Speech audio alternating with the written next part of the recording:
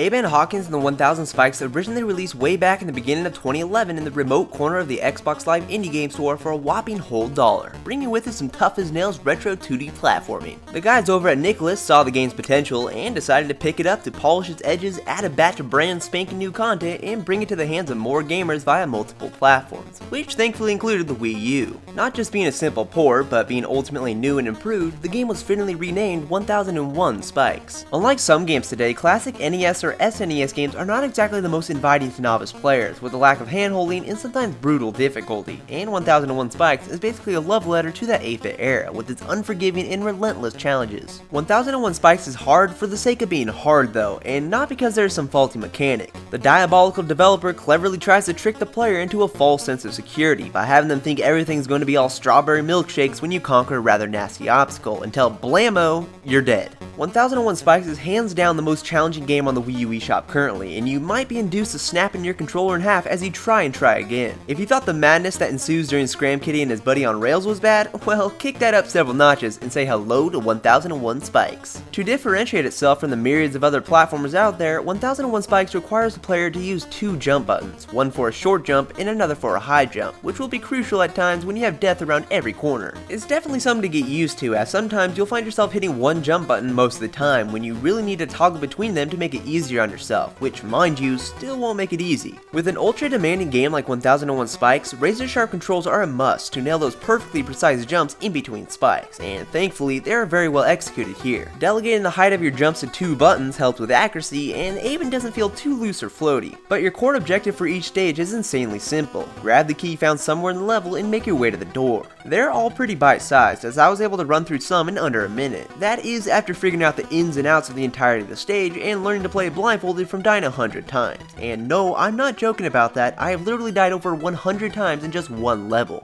That speaks for itself. The game's core concept may be simple, but it's insanely tense, as you'll need to be on the tips of your toes throughout every inch of a stage, as you never know when some evil will befall you, sometimes right when you boot up a stage and haven't moved a pixel. Each new world you enter though seems to introduce some new kind of obstacle, which helps keep the game fresh and interesting as you haphazardly jump over bloody spikes, dodge statues hurling darts, slaughter scorpions that come charging at you, and more. I don't find the out of this world difficulty to be a deterrent to 1001 Spikes, but sometimes I feel like the game can be a little too cheap, especially when it comes to surprise deaths due to the spike traps. Consistently, you'll find spikes laying in wait for you, and there doesn't seem to be any sort of visual clue as to where they are, so on your first time through, you'll almost certainly trigger them and die because of it. I would have liked them to be slightly more discernible, because it can be pretty annoying when you make it past an obstacle and ultimately get impaled by a spike that you couldn't see. This results in trial and error, as after many tries, you will know the stage like the back of your hand. Thankfully, as I've stated, each stage is really short, so you don't lose out on a lot of progress when you reach your demise, and respawning is extremely quick, so you can get right back in and do it again.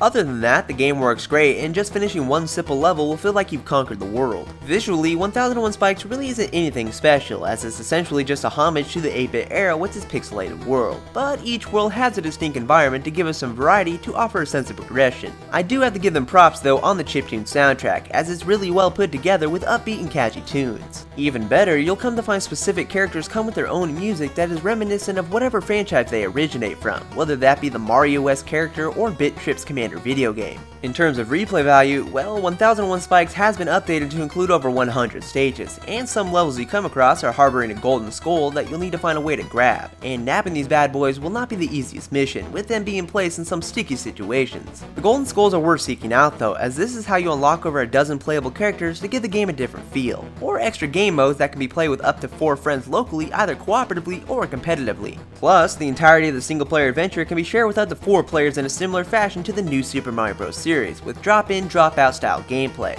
If you are a Lone Ranger like myself though, you might not have many people to share it with, but the single player aspect still has a healthy amount of content to keep you occupied. Oh, and as for the Wii U version, the Wii U Gamepad is, well, pretty much worthless. All the touchscreen shows you is a picture of the overworld and literally nothing else. I don't even know why they bothered to even put the image on there, because it really doesn't have any usefulness. There isn't even support for off-TV play, which is a real bummer, as I find it to be a pretty convenient tool, so I'm not restricted to sitting right in front of the TV at all times. But rocking the Wii U Pro Controller works great nonetheless. 1001 Spikes is definitely not a game for everyone, but if you're feeling like a masochist and don't mind ripping your hair out in the process, then 1001 Spikes is definitely worthy of a spot on your Wii U home screen. Now don't get me wrong, it's certainly not a bad game, but rather enjoyable with its precise platforming and razor sharp controls. There just might be a lot of trial and error along the way, which some might find to be a problem. A $15 price tag is surely on the steeper side of the spectrum when it comes to Wii U eShop titles, but 1001 Spikes is host to a wealth of content that will have you playing for many hours. So do yourself a favor and purchase some extra controllers in case you break a couple, because thegamingpixelshow.com finds 1001 Spikes to be an amazing game. But that will bring us to the end of this review, and if you like what you saw, please give it a thumbs up and add your favorites and all that good stuff, and you can stay tuned for more video reviews in the future along with my news videos and That's On Me episodes. But I will talk to you later in the next video, guys. Bye!